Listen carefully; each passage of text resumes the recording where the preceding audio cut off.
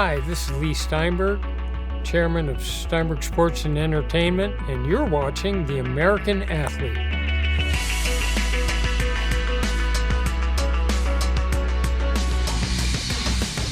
I ran track and cross country. I learned to suffer well.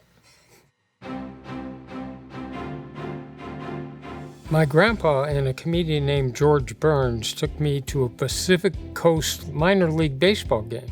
It was the Hollywood Stars, and that was before we got the Dodgers here. But my earliest memory, other than that, is going to the opening day when the Dodgers played the Giants here at the Los Angeles Coliseum. Dodgers won 6-5. It triggered a lifelong love of the Dodgers, and then the Angels came 2 years later. My dad had two core values: treasure relationships, especially family, and second, make a difference in the world in a meaningful way and help people who couldn't help themselves. So I was hardwired to try to make a positive difference in the world. There really wasn't an organized field of sports agentry when I was going to school, so I just knew I was going to be a lawyer. I was going to fight for the downtrodden. And the downtrodden turned out to be Steve Bartkowski, who was the first player picked in the first round of the 1975 NFL draft, the first pick overall. He ended up with the largest rookie contract in NFL history, and I saw that athletes could serve as role models. That if they would retrace their roots to the high school community, set up a scholarship fund, or work with the Boys and Girls Club, or set up a charitable foundation with the leading business figures, political figures, and community leaders to tackle a problem. My key skill is listening.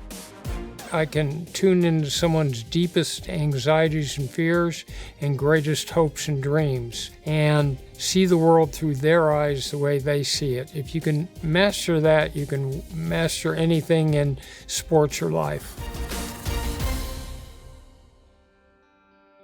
Well, my least favorite part of what I do is the injuries that are incurred in football and the danger from concussion. I had a crisis of conscience back in the late 80s, early 90s, because I kept representing half the starting quarterbacks in the NFL, and they keep getting hit in the head. Doctors couldn't tell us how many was too many, what the magic number were, so I started holding concussion conferences and brought neurologists together, and we kept looking for solutions. So I've been aggregating a set of biomed technologies and protocols that can do a couple things. One, the margin of competition is so narrow in sports games that if you could find a way to spur productivity, mental focus, and achievement at the end of a game, that would be the first use. The second is to bring players off injured quicker, because the cap dictates that the backups are much worse than the starters. The third is concussion. I've been fighting this battle forever, and I've finally found some modalities that help in neuroplasticity heal the brain. So I plan to take those into pro sports, collegiate sports, high school sports, and some of them, once that validity has been set up, out to the general population. My favorite part is draft night, always. The lead up to it is all the family, friends. When a player gets picked by a team and he's surrounded by everyone important in his life, and you have that transcendent moment. My three favorite moments were probably when Troy Aikman won the Super Bowl for the first time. We're in the limo going back, and I said, "Do you know what just happened?" He said, "Yeah, we won the game. We're Super Bowl winners." I said, "No, when you entered the game, you were Troy Aikman, good quarterback. Now you're Troy Aikman, name in lights." And then there was the year Steve Young had been in the shadow of Joe Montana for year after year, and he throws 6 touchdown passes in the Miami Super Bowl. I run out on the field to give him a hug, and he says, "The monkey's off my back, the monkey's off my back."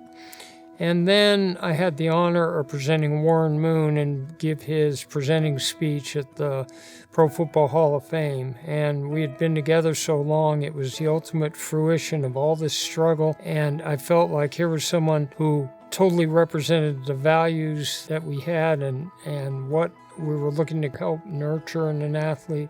And there we were standing in Canton. Cameron Crowe, the writer-director, called me in 1993 and asked if he could follow me around for a film that would feature a sports agent. He followed me to the NFL draft in 93 and to press conference with Bill Parcells, and he went to the league meetings in Palm Desert. My job as technical advisor was to vet the script to make sure the willing suspension of disbelief that holds you in a motion picture didn't get broken. You didn't think the dialogue was stilted or phony or the background look was wrong.